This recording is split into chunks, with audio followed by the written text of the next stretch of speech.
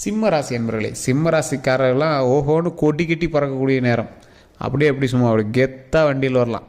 ஒரு 10 வண்டி வாங்கக்கூடிய காலகட்டம், கிரையம் அதிகமாக பண்ணக்கூடிய நேரம், மண்டபம் கட்டக்கூடிய ஒரு காலகட்டம், ஒரு அற்புதமான நேரத்தில் இப்போ நீங்கள் இருக்கீங்க. இன்னொரு 8 வருஷத்துக்கு இது எல்லாமே ரெடி பண்ணிவிட்டு அந்த 8 வருஷத்துக்கு அப்புறம் அதெல்லாம் நீங்கள் அனுபவிச்சுட்டு ஜாலியாக இருக்கலாம்.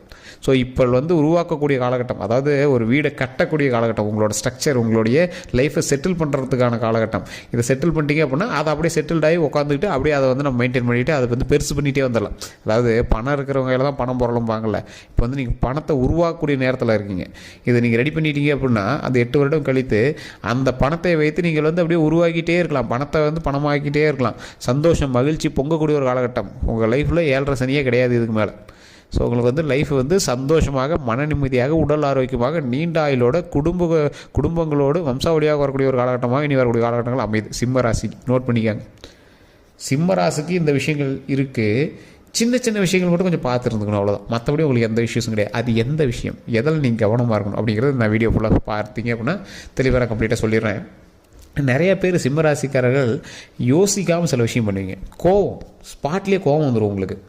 அந்த சின்ன சின்ன விஷயங்கள் மட்டும்தான் உங்களுக்கு பேக் அப்படியே கொஞ்சம் பின்தள்ளுற மாதிரி இருக்குமே தவிர மற்ற எல்லாமே உங்களுக்கு பரவாயில்ல தான். கோவத்தை கண்ட்ரோல் பண்ணுங்கள், உங்களோட உணர்ச்சியை கட்டுப்படுத்துங்க. தேவையில்லாமல் ஒருவர்கிட்ட சண்டைக்கு போகாதீங்க. பிடிச்சது தான் அடம், அதை பண்ணியே ஆகணும் அப்படிங்கிறது ஓகே தான். அது நல்ல விஷயத்தில் எது நல்ல விஷயம், எது சரியான விஷயம், எது கெட்ட விஷயம் அப்படிங்கிறதெல்லாம் எவ்வளோ பெரிய பிரில்லியண்ட்டான ஆளுக்குமே அது அவ்வளோ சீக்கிரம் தெரியாதுங்க. இப்போ நீங்கள் என்ன பண்ணுறீங்க, ஒன்று அடையணும்னு ஆசைப்படுறீங்க, அதை அடைஞ்சே ஆகணும் நீங்கள் போராடுறீங்க. ஓகே, நல்ல விஷயமா இருந்தால் ஓகே. அது எப்படி இருக்குன்னு உங்களுக்கே தெரியல. உங்களுடைய ஆசை உங்களை தூண்ட ஆரம்பிக்குது. ஸோ அதை கொஞ்சம் கண்ட்ரோலாக வச்சுட்டீங்க அப்படின்னா நீங்கள் எதை எடுத்தாலும் சக்ஸஸ் தான். அதே மாதிரி எதை எடுக்கணுங்கிறத யோசிச்சு எடுங்க. நீங்கள் எடுக்கக்கூடிய ஒவ்வொரு விஷயமும் நன்மையாக பிறப்பதற்கு வரக்கூடிய காலகட்டங்கள், வம்சாவளியாக வளர்ந்து வருவதற்கு மிகப்பெரிய ஒரு எடுத்துக்காட்டாக இருக்கக்கூடிய ராசிகளில் முதன்மையான ராசி சிம்ம ராசி. 2026 ஹைலைட்டான பர்சனில் சிம்ம ராசிக்காரர் ஒருத்தர். சார் 2026 சிம்மராசி கொஞ்சம் பார்த்துருக்கணும்னு சொன்னாங்க அப்படின்னா நான் பொது பலன்னு சொல்லிகிட்ருக்கேன். ஆனால் நீங்கள் தசாபுத்தி ஒரு டைம் போய் செக் பண்ணுங்கள். தசாபுத்தியின் பால் உங்களுக்கு சுக்கிரனுடைய அதிகமாக இருக்கும் பட்சத்தில் இனி வரக்கூடிய காலகட்டம் உங்களுக்கு மகிழ்ச்சியான காலகட்டம். பூர நட்சத்திரம், மக நட்சத்திரம் நிறையா பேர் இருப்பீங்க. அதெல்லாம் உங்களுக்கு மகிழ்ச்சியான காலகட்டம். மக நட்சத்திரம்லாம் கிட்டத்தட்ட 20 வருஷம் இருக்குது. 20 வருஷம் சுக்கிரதசை வச்சு பட்டாசு கலப்போம். கிட்டத்தட்ட 15 வருஷம் மேலே இருக்குன்னு நினைக்கிறேன். இப்போ அப்ராக்சிமேட்டாக நீங்கள் கால்குலேட் பண்ணி பார்த்தீங்க அப்படின்னா பட்டாசு கிளம்பலாம். சுக்கிரனுடைய ஆதிக்கம் இருக்கக்கூடிய ஒரு காலகட்டம் தான். கவலையே பட தேவையில்ல. எது உங்களுக்கு சூப்பராக இருக்கும் அப்படிங்கிறது நான் அதிலே சொல்லிடுறேன். பாயிண்ட் 1, வாகனங்கள். சுக்கிரன் அப்படின்னாவே வாகனங்கள். உங்களுடைய வாகனத்தை ஃபஸ்ட்டு சுத்தமாக வச்சுக்கோங்க. சுத்தமாக வச்சுட்டிங்க அப்படின்னா சுக்கிரனுடைய வாசம் அதிகமாக வரும். சுக்கிரனுடைய வாசம் அதிகமாக இருந்துச்சு அப்படின்னா என்ன ஆகும், பண வரவு அதிகமாக வரும், லக்ஸுரினஸ் அதிகமாகும், உங்களுக்கு தேவையான விஷயங்கள் எல்லாமே சரியாகும். அப்போ காரை சுத்தமாக வச்சுக்கணும், வண்டி வாகனங்கள் சுத்தமாக வச்சுக்கணும். அதை வச்சுட்டோம் அப்படின்னா ஆட்டோமேட்டிக்காக பண வரவுகள் அதிகமாக வரக்கூடிய காலகட்டமாக வரக்கூடிய காலகட்டங்கள் அமையுது.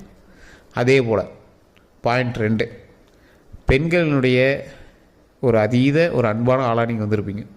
இந்த காலகட்டம் சுக்கிரன் பெண்களை ஈர்ப்பு அதிகமாக இருக்கக்கூடிய ஒரு காலகட்டம். காதல் வயப்படுவீங்க, காதல் திருமணம் நடக்கும். ஸோ இந்த மாதிரி ஒரு பெண்களுடைய தொடர்புகள் அதிகமாகும். ஸோ இந்த மாதிரி காலகட்டத்தில் நீங்கள் கவனமாகவும் இருந்துக்கணும், கொஞ்சம் லக்ஸுரியாகவும் இருக்கும். அதே போல் பாயிண்ட் 3, இந்த சுக்கிரனுடைய காலகட்டத்தில் லக்ஸுரினஸ் எந்த அளவுக்கு லக்ஸுரினஸ், நீங்கள் பணம் சம்பாதிக்கிறீங்களோ இல்லையோ லக்ஸுரியாக இருப்பீங்க. வேறு ஒன்றோட பணத்தையாவது நீங்கள் பயன்படுத்தியிருப்பீங்க, வேறு ஒன்றோட காராவது நீங்கள் பயன்படுத்தியிருப்பீங்க. ஒரு லக்ஸுரியான லைஃப்பை நீங்கள் வாழக்கூடிய ஒரு காலகட்டம். பணம் சம்பாதிப்பீங்க, இல்லைன்னா சொல்ல, அந்தளவுக்கு ஒரு லக்ஸுரியாக இருப்பீங்க. கடன்கள் எல்லாமே கொஞ்சம் கொஞ்சமாக சரியாயிட்டே வரும். கடன்கள் எல்லாமே கட்டிகிட்டே வருவீங்க. நிலபலன்கள் அதிகமாக வாங்கக்கூடிய ஒரு காலகட்டம். சுக்கிரனுடைய அதிகமாக இருக்கிறவங்க லக்ஸுரியாகவும் இருப்பாங்க, நிலபலன்கள் அதிகமாக வாங்கக்கூடிய ஒரு காலகட்டமாக அமையுது. நல்ல ஒரு மேன்மை அடையக்கூடிய ஒரு அற்புதமான காலகட்டமாக வரக்கூடிய காலகட்டங்கள் அமையுதுங்க. இந்த ராசியிலே ஒரு ஹைலைட்டான பர்சன் யார் தெரியுமா? சிம்ம ராசியிலே ஹைலைட்டான பர்சனு பெருமாளை வணங்குபவர்கள் சிம்ம ராசிக்காரர்கள் ஹைலைட்டான பர்சனாக மாறுவாங்க. பெருமாள் வழிபாடு எப்படி இருக்கும், அதாவது எல்லா தெய்வங்களையும் வழிபடும் போது ஒரு மனித உருவில் இருக்கக்கூடிய தெய்வங்களை வழிபடுறோம், ஓகேவா? ஆனால் மனித உருவும் மிருகத்தினுடைய உருவும் கலந்திருக்கக்கூடிய, அதாவது வேறு ஒரு உயிரினங்களினுடைய உயிரும் கலந்திருக்கக்கூடிய தெய்வங்களை வழிபட்டால் டபுள் பவர். இது நிறைய பேர் தெரியறதில்ல. இப்போ ஒரு எக்ஸாம்பிள், சிம்ம ராசிக்கார யானை வழங்கணும், நரசிம்மர் வழிபாடு. மனித உடல், மிருகத்தலை, சிங்கத்தினுடைய தலை. அப்போ என்னது, இரு சக்தி அதில் இருக்குது. ஸோ அந்த சக்தி எந்தளவுக்கு மேன்மைப்படுத்தோ டபுள் மடங்கு செயல்படக்கூடிய ஒரு ஃபோர்ஸாக அமையுது. ஸோ அப்போ மனித உடலும் மிருகத்தலையும் இருக்கக்கூடிய நரசிம்மரை வழிபட்டால் சிம்ம ராசிக்காரர்களுக்கு யோகம் அதிகம். சார் சிம்ம ராசி வணங்குறாங்க, ஓகே. நரசிம்மர்லேயே நிறைய நரசிம்மர்லாம் சொல்கிறாங்களே, அகோபிர நரசிம்மர் சொல்கிறாங்க, லக்ஷ்மி நரசிம்மர் சொல்கிறாங்க. யார் சார் வழிபடுறது? நரசிம்மர் நீங்கள் வழிபட்டாவே உங்களுக்கு நல்லது தான். நீங்கள் மறக்காமல் நான் சொல்லக்கூடிய விஷயத்தை பேப்பரில் எழுதி வச்சுக்காங்க. ஓம் லக்ஷ்மி நரசிம்மரே போற்றி, ஓம் லக்ஷ்மி நரசிம்மரே போற்றி, ஓம் லக்ஷ்மி நரசிம்மரே போற்றி. சரி, என்ன சார் எந்த நரசிம்மர் வழிபட்டாலும் பரவாயில்ல, நீங்கள் லக்ஷ்மி நரசிம்மர்னு சொல்கிறீங்க. சார் தற்போதைய நிலைமையில் உங்களுக்கு வந்து சுக்கிரனுடைய ஆதிக்கம் அதிகம். அப்போ என்ன ஆகுது, உங்களுக்கு வந்து பணவரவு அதிகமாகுது. அப்போ நீங்கள் என்ன பண்ணணும், லக்ஷ்மி நரசிம்மர் வழிபடும் போது உங்களுக்கான தைரியமும் கிடைக்க ஆரம்பிக்கும், பணபலமும் கிடைக்க ஆரம்பிக்கும், செல்வமும் சேர ஆரம்பிக்கும்.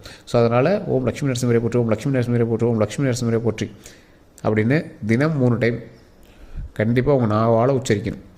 காலையில் நல்லா குளித்து முடிச்சுட்டு சந்தோஷமாக சூரியன் முன்னாடி அப்படியே அமைதியாக மனசு அப்படியே ஃப்ரீயாக ஒரு 3 டைம் பெருமூச்சு விட்டுட்டு, நல்லா பெருமூச்சு இழுத்து விட்டுட்டு நல்லா ஒரு ரிலாக்ஸாக மூச்சு விட்டுட்டு அந்த இடத்துல ஓம் லக்ஷ்மி நரசிம்மரே போற்றி, ஓம் லக்ஷ்மி நரசிம்மரே போற்றி, ஓம் லக்ஷ்மி நரசிம்மரே போற்றி அப்படின்னு வணங்க.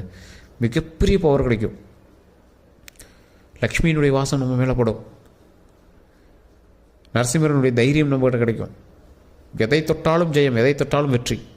ஸோ அந்தளவுக்கு பவர் இருக்கக்கூடியவங்க தான் லக்ஷ்மி நரசிம்மர். ஸோ இதை கண்டிப்பாக ட்ரை பண்ணி பாருங்கள். இதை தவிர உங்களுக்கு பரிகாரம் எதுவும் கிடையாது. ஏன்னா நேரம் நல்லா இருக்குது, அந்த நேரத்தை அப்படியே நம்ம தக்க வச்சுக்கணும் அப்படின்னா அதை அந்த இடத்துல நம்ம கரெக்டாக ஸ்டடியாக இருந்துக்கணும். அதான் முன்ன சொன்னோம்ல, கொஞ்சம் பேரை மட்டும் கரெக்டாக காப்பாற்றிக்காங்க, மற்றபடிலாம் ஒன்றும் இஷ்யூஸ் இல்லை, ஓகேவா? இப்போ பெண்கள் விஷயத்தில் கொஞ்சம் பேரை காப்பாற்றிக்காங்க, ஆண் விஷயத்தில் கொஞ்சம் பேரை காப்பாற்றிக்காங்க, மற்றபடி இஷ்யூஸ்லாம் எதுவும் கிடையாது. மற்றபடி நல்லாயிருக்கும். எதில் சார் கவனமாக இருக்கணும்? ஒரு சிலருக்கு இன்னும் ஃபினான்ஸாக இன்னும் செட் ஆகிருக்காது. இப்போ நான் சொன்னதெல்லாம் இன்னும் நடக்கலை சார் அப்படின்னு திட்டுவீங்க ஒவ்வொருத்தருக்கு. கமாண்டில் என்னையா நீ சொல்கிறது ஒன்று கூட நடக்கலை அப்படின்னு சொல்லுவீங்க. இப்போ நான் சொல்லிட்டு இருந்த விஷயங்கள் காரணம் என்ன, உங்களுக்கு தசாபுத்தி வேறு. நான் சொல்கிறது சிம்ம ராசியில் இருக்கிறவங்களுக்கு நான் ஓவரால் சொல்கிறேன்.